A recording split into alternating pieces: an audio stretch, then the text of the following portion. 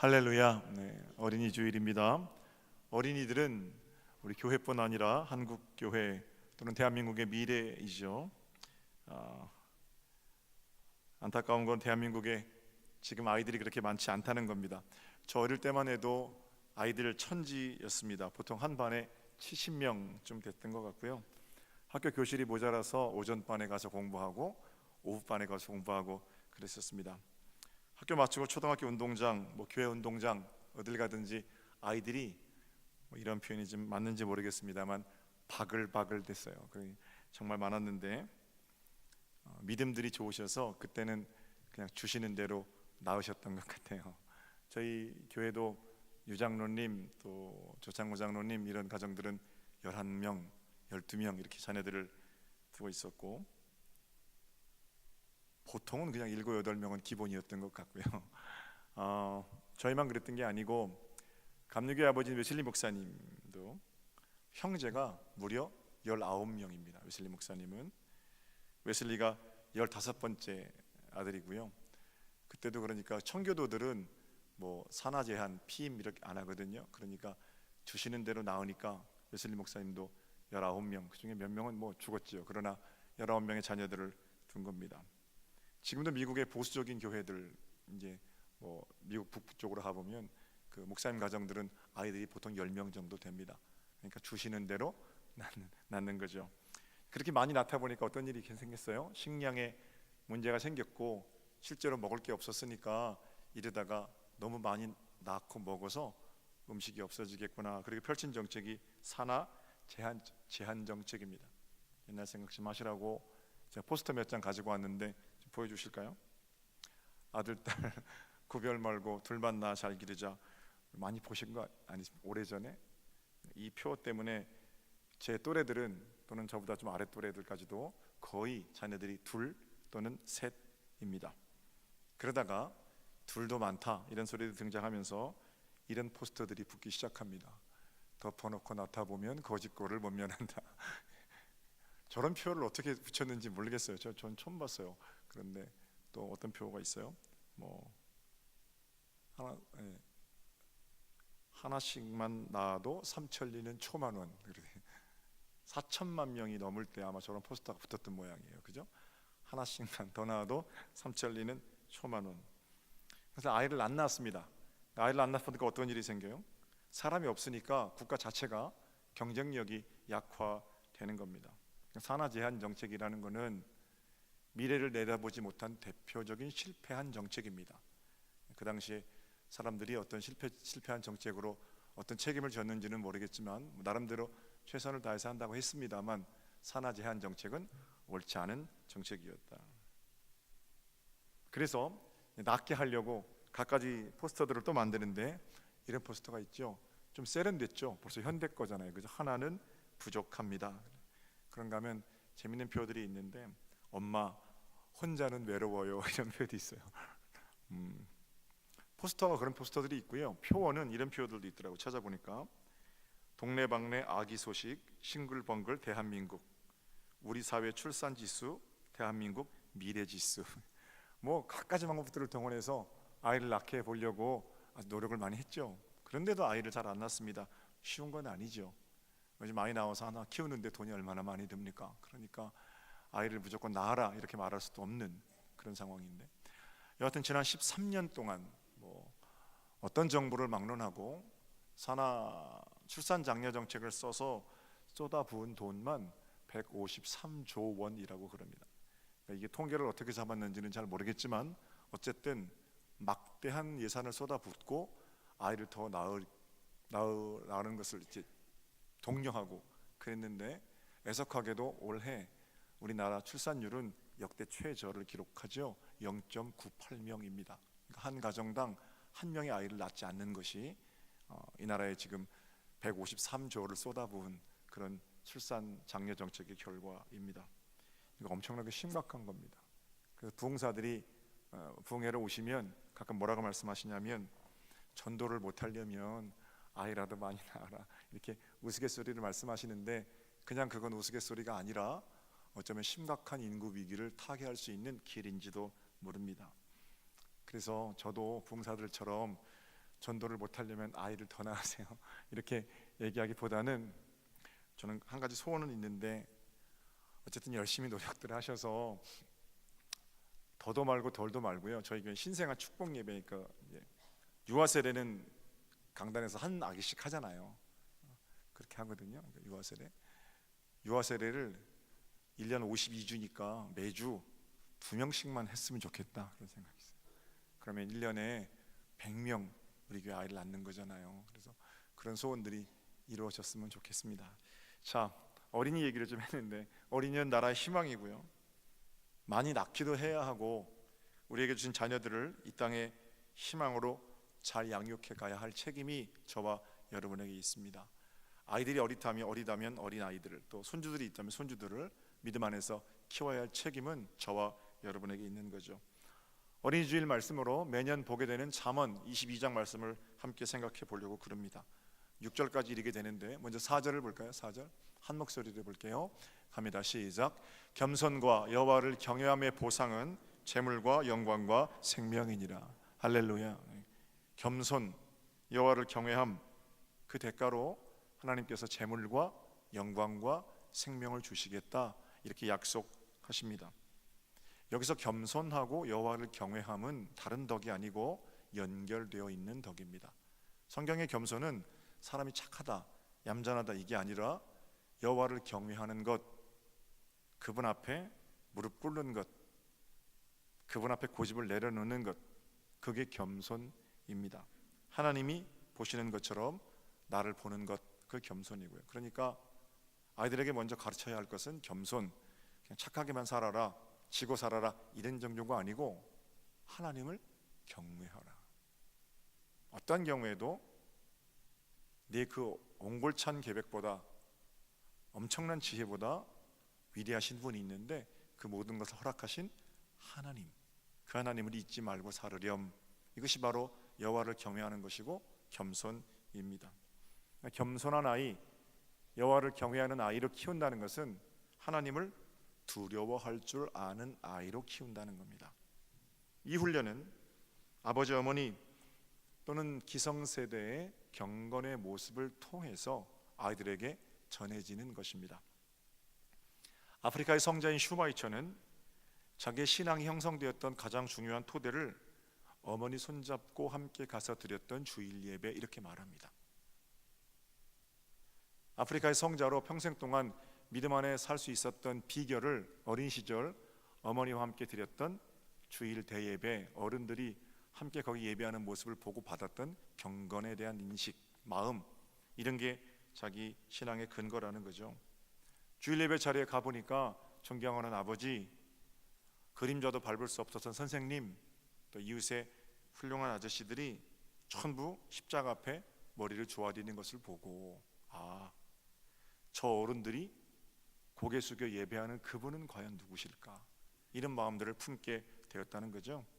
자연스럽게 자녀들의 마음에 하나님 경외를 심어줄 수 있는 길은 아버지, 어머니의 무릎 꿇음입니다.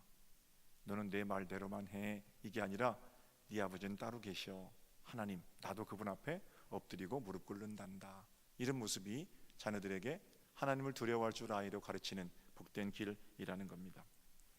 초등학교 2학년 때 제가 1979년도에 40년 전인가요? 여기 서정리에 이사 왔습니다. 40년 사는 동안 돌아가신 장로님들께서, 또 권사님들께서, 집사님들께서 어떻게 교회를 섬기셨는지 저는 두 눈으로 똑똑히 보고 자랐습니다. 그리고 그 모습을 보고 자란 그분의 자녀들이, 그분의 손주들이, 그분의 증손주들이 어떻게 신앙생활하고 어떻게 살아가고 있는지도 보지 않아도 보게 됩니다. 보려고 하지 않아도 보게 됩니다. 다 똑같지는 않아요. 경제적인 형편도 그렇고 살림살이도 그렇고 신앙 정도도 똑같지는 않습니다만, 한 가지 분명한 거 있는데, 대부분의 자녀들은 부모에게서 본 대로 그대로 합니다. 겸손을 심고 하나님을 경외하는 것을 내 자녀에게 심으면 우리 하나님께서는 반드시 그 자녀들의 삶을 통해서 재물과 영광과 생명을 거두게 하십니다. 그러나 그 반대도 있겠죠. 5절을 보겠습니다. 5절 패역한 자의 길에는 가시와 올무가 있거니와 영혼을 지키는 자는 이를 멀리 하느니라. 여기서 패역한 자는 겸손하지 않은 자를 말합니다. 패역한 자는 사람이 참 나쁜 사람, 나쁜 놈 이게 아니고요, 하나님을 경외하지 않는 사람을 말합니다. 문맥상 그런 거예요. 하나님이 뭐라고 말씀하시든지 자기 소가지가 중요한 사람, 이런 사람이 패역한 사람입니다. 하나님을 향한 경외가 자녀들에게 흘러 들어가듯이 우리의 패역함 또한 우리의 자녀들에게 흘러 들어갈 수 있습니다. 뭘 그걸 쓴 뿌리라고 표현하든지 어떤 못된 성품이라고 표현하든지 어떻게든 좋아요. 그러나 내가 하나님을 괄호 속에 집어넣고 하나님을 자루 속에 집어넣고 슬픈 일을 만났던 기쁜 일을 만났던 우리 그럴 수 있거든요. 호들갑스럽게 눈앞에 벌어진 문제 때문에 하나님 없는 것처럼 날뛰는 것도 하나님을 괄호 속에 집어넣는 거고, 뭔가 일이 잘 되었을 때 하나님께 가야 할 마땅한 감사와 찬송을 괄호 속에 집어넣는 것도 그 패역한 건데, 겸손함과 경외함뿐만 아니라 패역함 또한 내 자녀들에게 흘러 들어갈 수 있다는 것은 우리를 향한 무서운 경고의 말씀이지요. 그래서 날마다 행여나 우리의 패역함이 우리의 자녀들에게 흘러 들어가지 않도록 마음의 파수꾼 경비병들을 세워야 하는 겁니다. 마땅히 섬겨야 할 하나님을 섬기지 못하고 끝까지 내 소가지를 주장하는 그런 패역함, 얼마나 그게 추합니까? 그런데 그 패역함을 사실은 저와 여러분도 살고 있거든요. 나는 그런 패역함을 살면서 우리 자녀들에게만큼은 그런 패역함이 흘러 들어가지 않기를 바라는 것이 저와 여러분의 마음입니다. 이제 어느 순간 자녀들이 말 안 듣고 그럴 때 속이 막 상하니까 저게 누굴 닮아서 저러나, 그럴 때가 있지요. 그럴 때가 없으십니까? 자녀들이 속삭이면 내 잘못이다 그러십니까? 처음부터 그렇게 되기 어렵잖아요. 그러면 저게 도대체 누굴 닮아서 저러나, 누구 닮았습니까? 나 닮았죠.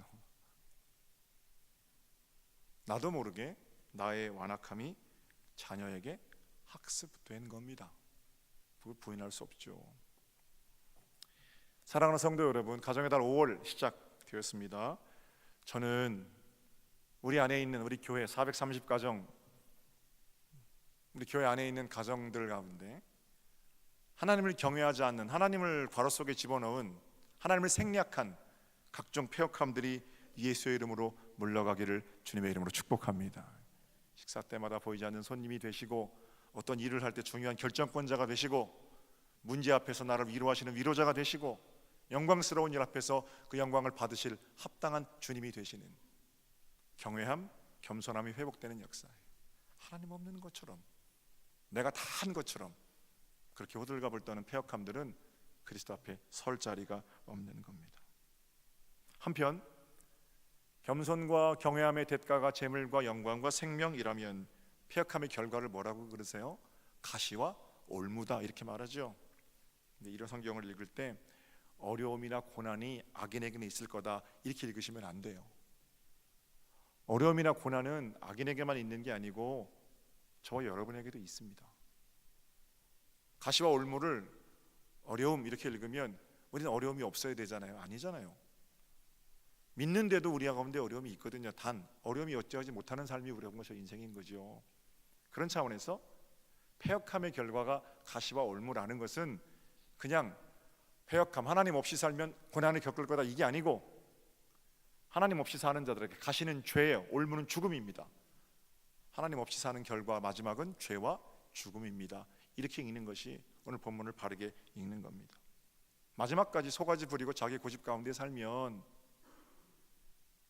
고생은 좀 덜할 수도 있고요, 때로는 그 어떤 고집스러움 때문에 좀 화려하게 살 수는 있을지 모르지만 결국 그건 찌르는 가시가 될 거고, 결국 패역한 자는 마지막에 죽음에 이르게 된다라는 겁니다. 사랑하는 여러분, 이 땅에서 패역한 자의 형통을 부러워하지 마십시오. 그 결과는 죽음, 그 불쌍해 보이는 그런 믿음의 눈을 뜨셔야 해요. 아무리 많은 것 가지고 살아도, 아무리 화려하게 자기가 다 이기며 사는 것 같아도 가시와 올무로 달려가는 인생들 보고 부럽다, 믿음이 없는 거예요. 나는 하나님을 경외하는 자이기 때문에 그 경외함 가지고 재물과 영광과 생명을 사는 자임을 노래하는 그 중심을 사는 동안 패역한 자의 형통을 부러워하는 그런 마음들을 물리쳐낼 수가 있는 거죠. 그래서 영혼을 지키는 사람들은 뭘 멀리한다고 그래요? 가시와 올무를 멀리하는 게 아니라 패역함을 멀리하는 겁니다. 고난을 마다하는 것이 아니고 죽음을 멀리하는 것이나 그건 나와 관계가 없는 거예요. 어떤 어려움이 있어도 패역함을 멀리하고 하나님 앞에서 살아가는 것처럼 사는 것, 바로 그것이 믿음의 사람들의 삶의 길입니다. 그렇기 때문에 자 4절과 5절을 보면 겸손, 여호와를 경외함은 재물, 영광, 생명, 그죠? 패역함의 결과 하나님 없이 사는 것, 가시와 올무, 죄와 죽음. 그렇기 때문에 우리 어떻게 해야 돼요? 자녀들에게 6절입니다. 그렇기 때문에 한 목소리로 볼게요. 시작. 마땅히 행할 길을 아이에게 가르치라. 그리하면 늙어도 그것을 떠나지 아니하리라. 할렐루야. 네. 문맥상으로 읽을 때 마땅히 행할 길이 그럼 뭡니까? 하나님을 경외하는 겁니다. 하나님을 경외하는 겸손한 아이로 가르치라는 겁니다. 신앙 교육해야 한다는 겁니다. 기도하는 거 가르쳐야 되고요, 감사하는 거 가르쳐야 되고, 예배하는 거 가르쳐야 됩니다. 어릴 때 그거 가르쳐야 합니다.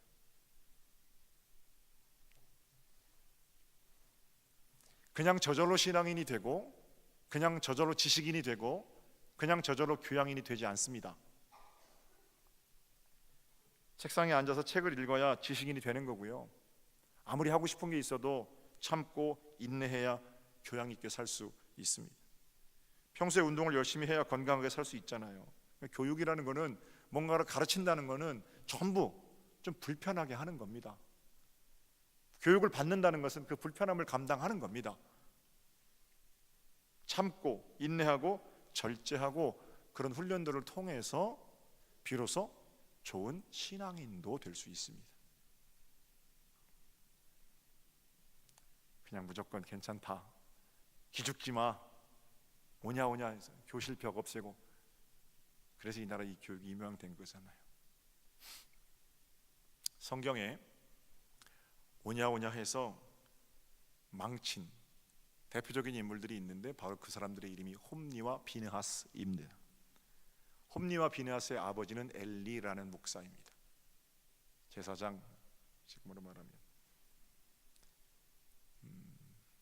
엘리는 성경에는 뭐 의자에 앉았다가 목이 부러져 죽었어요. 그래서 엘리가 굉장히 부정한 인물일 것이다 이렇게 생각하지만 실제로 제사장 역할을 잘 감당했던 것으로 보입니다. 왜냐하면 엘리에게서 신앙교육 받은 인물이 하나 있는데 그 인물이 사무엘이거든요.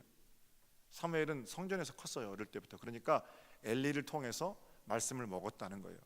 엘리는 신앙교육에 잘한 거예요. 왜냐하면 사무엘이 얼마나 훌륭한 사람이냐면, 이스라엘 모든 제사장들은 다 레위 지파 사람들이 합니다. 그런데 유일하게 에브라임 지파 중에 제사장이 한 사람인데 그가 사무엘이고요, 사사시대가 막을 내릴 때 마지막 사사로 이스라엘을 지도했던 인물. 자, 눈을 뜨세요. 눈을 벌써 감지 마시고. 사무엘이 마지막 사사였고요. 네, 그렇죠. 말씀에 집중을 하셔야죠. 눈을 감은 건 자겠다는 건데. 제가 자꾸 말하다가 중간에 끊기잖아요. 사무엘이 그 엘리 밑에서 이제 자랐어요. 그런데 사무엘은 에브라임 지파 중에 유일한 제사장이고 사사들 가운데 마지막 사사이고요, 사무엘이 기름 부어서 왕이 된 인물이 이스라엘 초대 왕 사울, 성군이었던 다윗, 전부 사무엘이 기름 부었습니다. 그러니까 사무엘이라는 이름은 아주 독보적인 거예요. 그만큼 이스라엘 인물 중에서 역사 가운데 위대한 인물이 없거든요. 그런데 그 사람이 신앙교육을 누구한테 받았냐면 엘리한테 받았다고요. 그러니까 엘리가 훌륭한 교사인 건 맞죠. 그런데 엘리가 실패한 거 하나 있어요. 자기 아들들을 따끔하게 다스리지 못했어요. 혼을 안 내, 회초리를 안 쳤다는 거예요. 홈니와 비느하스가 제사장 가면은 그냥 대를 이어서 제사장 합니다. 그러니까 사람들이 예물을 가지고 나오잖아요.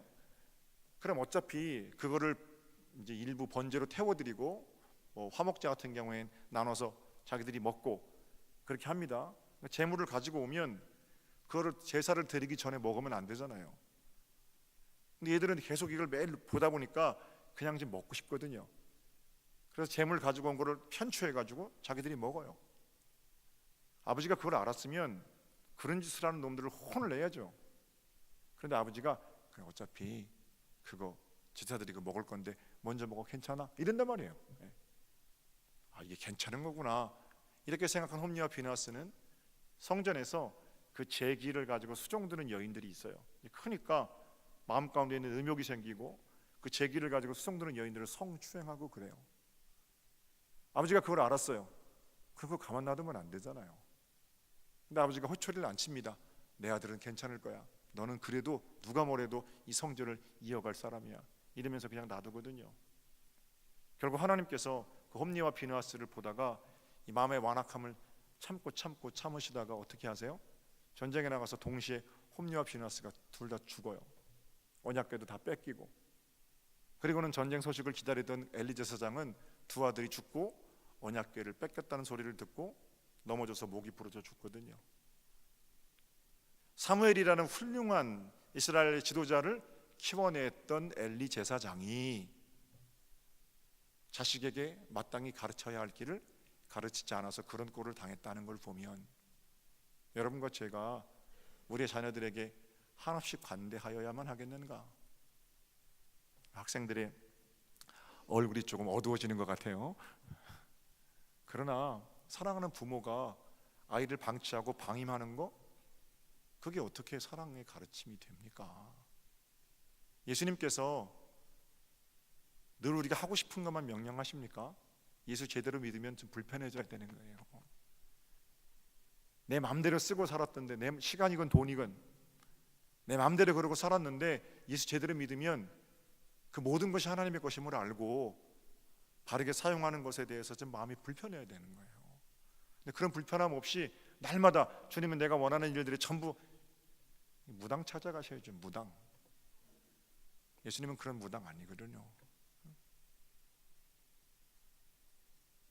회초리를 들지 못했던 엘리 제사장의 아들들 홈리와 비느하스, 마땅히 행할 길을 아이에게 가르치지 못해서 일어난 비참한 결과입니다. 그런데 사무엘상 읽어보시면 홈리와 비느하스하고 대비되고 있는 아들이 하나 있는데 바로 그이가 사무엘입니다. 사무엘 얘기는 어떤 얘기예요? 한나, 엘리와 한나를 대조하는 거예요. 한나가 사무엘 엄마입니다. 한나는 본래 남편에게 사랑받는 여인이었어요.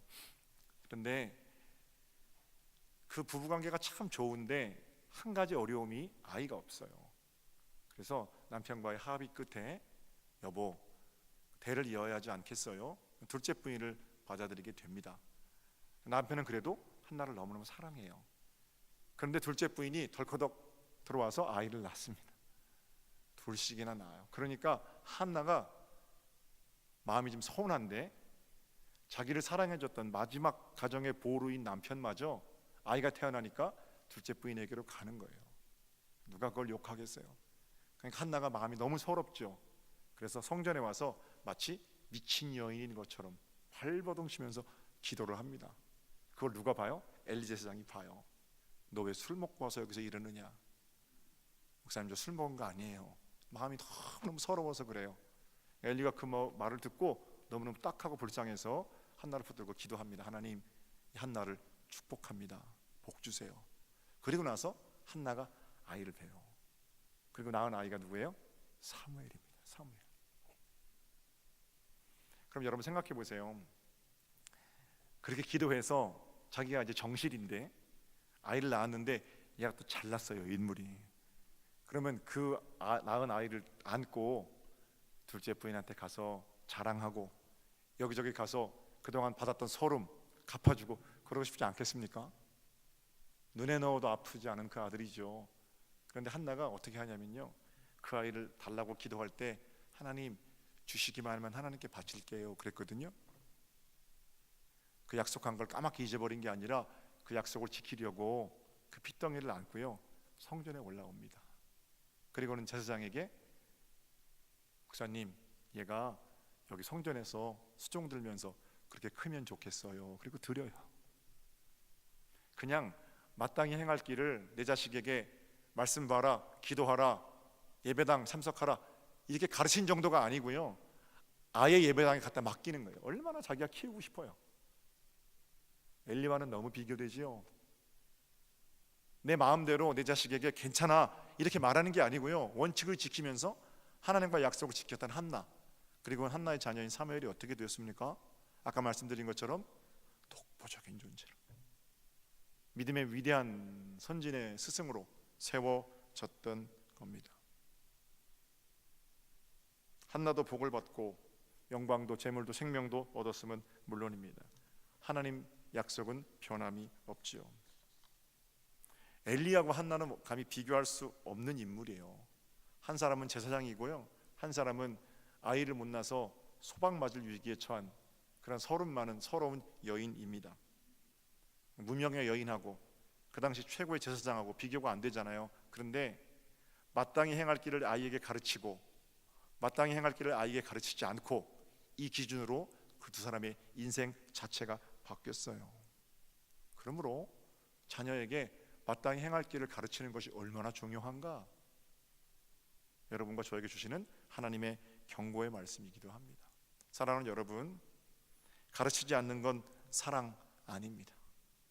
부디 마땅히 행할 길을 여러분 자녀들에게 분명하게 가르치는 여러분 되시기를 우리 주님의 이름으로 축복합니다.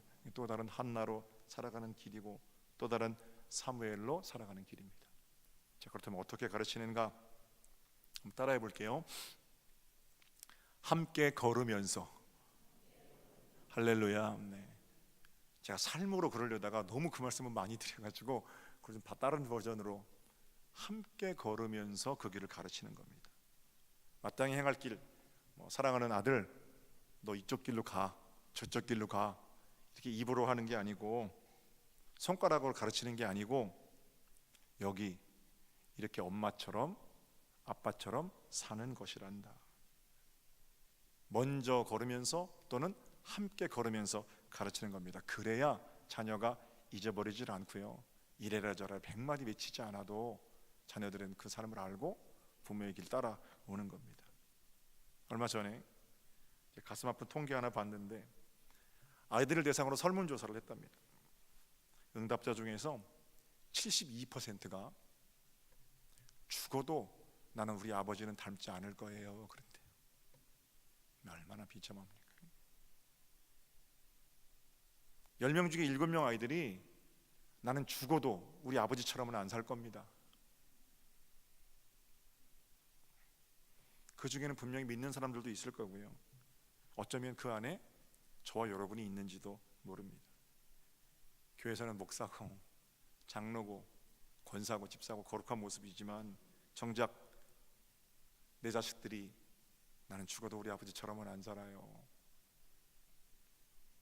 그 인생 마지막에 눈 감을 수 있겠습니까? 천만금을 가지고 살고 세상 사람은 전부 좋아한다고 그러는데 나 죽을 때 내 자식이 난 아버지처럼은 안 살아요, 성공한 인생입니까? 반대는 또 어떻습니까? 비록 가난하게 살고 별 볼 일 없는 무명의 그런 선비로 살았지만 마지막에 내 아버지처럼 살고 싶어요, 그 말 들으면 그 성공한 인생이 아닙니까? 어떻게 생각하세요? 사랑하는 여러분, 부탁드립니다. 더 늦기 전에 부디 사랑하는 자녀와 함께 믿음의 길을 걸으시고요, 여러분의 삶의 모습을 통해서 부디 예수 그리스도가 보여질 수 있도록 겸손함과 경외함으로 걸어가는 여러분 되시기를 주님의 이름으로 축복합니다. 마땅히 행할 길을 가르쳐야 합니다. 일단 중요한 시기니까 너는 열심히 공부하고 예배당은 나중에 대학 가서 다녀라. 자식 망치는 소리라니까요. 그렇게 해서 중요한 것들에 대한 인식을 한번 가지게 된 자녀들은 가장 중요한 걸 회복하는 데 시간이 오래 걸립니다. 가장 인생의 중요한 시기에 기도하고 예배하고 이거 하지 말고 공부 일단 먼저 하라는데 아무리 예수가 중요하다고 가르쳐도 그 말이 들어가겠습니까? 내 생각이 그런데 내가 예수보다 더 중요한 건강, 예수보다 더 중요한 재물, 예수보다 더 중요한 명예, 예수보다 더 중요한 의식주 이런 걸 가지고 사는데 내 자식도 똑같이 생각하겠죠. 저는 목회 20년 넘게 하면서 일단 지금은 공부부터 해라 이렇게 키운 자녀들이 신앙생활은 물론이고 그렇게 힘쓰고 애썼던 대학생활, 직장생활 행복하게 하는 걸 보지를 못했습니다. 예수는 대신 만나줄 수 없고요, 사랑하는 자녀가 직접 만나야 됩니다. 부모는 삶으로 예수를 보여주는 길이어야 합니다. 그래서 가족들이 함께 격려하고 믿음으로 그 길을 걸어가는 것, 바로 거기서부터 천국이 시작되는 거죠. 매일 저녁 5시에 예배당에 오셔서 1시간씩 기도하시던 장로님이 계셔요. 지금 돌아가셨는데 그 장로님 자녀들이 지금도 매주 토요일 오셔서 꽃꽂이 다 하십니다. 돈 주고 하는 거 아닙니다. 우리 교회 수십 년째 이름도 없이 빛도 없이 그렇게 와서 꽃꽂이 사역 감당하는 거, 그 아버지가 보여주시고 걸어가신 길대로 그대로 순종해서 하는 겁니다. 한마디 큰 소리도 안 하시고 조용히 제단을 지키시던 우리 장로님 계세요. 돌아가셨어요. 그 장로님 따님은 더우나 추우나 와서 매일같이 오르간 피아노 연주하고 그렇게 합니다. 누가 시켜서 하는 거 아니고 월급 받는 거 아니고 아버지 섬기시던 교회 그 아름다운 헌신을 생각하면서 본인도 그렇게 사명을 감당하는 겁니다. 배운 대로 자녀들은 합니다. 틈만 나면 교회 휴지 줍고 내려가시는 장로님, 그 장로님 아드님이 또 장로님이 되셔서 온갖 굳은 일에 솔선해서 나서시는 그 모습도 아버지께 배운 대로 하는 거고요. 충성스러운 장로님 자녀들이 여러 가지 모양에서 교회를 지켜가는 그런 복 있는 분들도 계셔요. 아버지께 배우고 본 대로 하는 겁니다. 제가 이름은 다 말씀드리지 않았습니다만 여기 앉아 계신 분들도 그런 분들이세요. 감동이 되는 거예요. 그냥 그 사람이 오는 게 아니라 그 사람의 뒤에 그 사람의 아버지가 오는 거예요. 그냥 그 사람이 오는 게 아니라 그 사람의 어머니가 오는 거예요. 자녀들은 배운 대로 하거든요. 교회에서는 거룩한 모습으로 폼 재고 앉아 있는데 집에 가서는 목사가 어떻고 교회가 어떻고 그런 짓들을 하니까 자녀들이 어떻게 신앙생활을 제대로 하겠어요. 믿음으로 전심으로 하나님을 사랑하는 자들, 그런 자들의 삶의 모습을 통해서 성령 하나님은 온전히 우리 자녀들을 복되게 하실 겁니다. 사랑하는 여러분, 나 떠난 자리에서 내 자녀들이 복된 교회를 섬기는 그런 은혜, 마땅히 행할 길을 우리의 삶으로 가르치는 그런 우리를 통해서 부어지는 은혜인 줄로 그렇게 믿습니다. 더 늦기 전에 마땅히 행할 길을 자녀들에게 가르치십시오. 목사님, 저는 애들이 다 커서 이제 늦었어요. 말을 안 들어요. 아니에요. 안 듣는 것 같아도요, 자녀들은 다 들어요. 아무리 나이 먹은 자녀도 부모의 말, 그 말 가볍게 여기지 않습니다. 가장 늦었다는 지금이요, 최소한 내 인생에서는 제일 빠른 날이에요. 지금부터라도 사랑하는 자녀들에게 마땅히 행할 길을 가르치는, 그래서 겸손과 재물과 영광, 생명 얻는 복된 여러분 되시기를 우리 주님의 이름으로 축복합니다. 한 주간 네팔 제가 다녀오겠습니다. 내일 아침에 가서 토요일 날 아침에 들어올 텐데 이제 미국의 전 박사님 오셔서 신학교 강의하러 가는 겁니다. 제가 학교 또 맡은 책임이 있어서 모시고 다녀올 텐데 여러분 기도해 주시고, 거기 많이 덥대요 지금. 그래서 기도해 주시고 다녀와서 다음 주에 선교 보고 드리겠습니다. 기도드리겠습니다.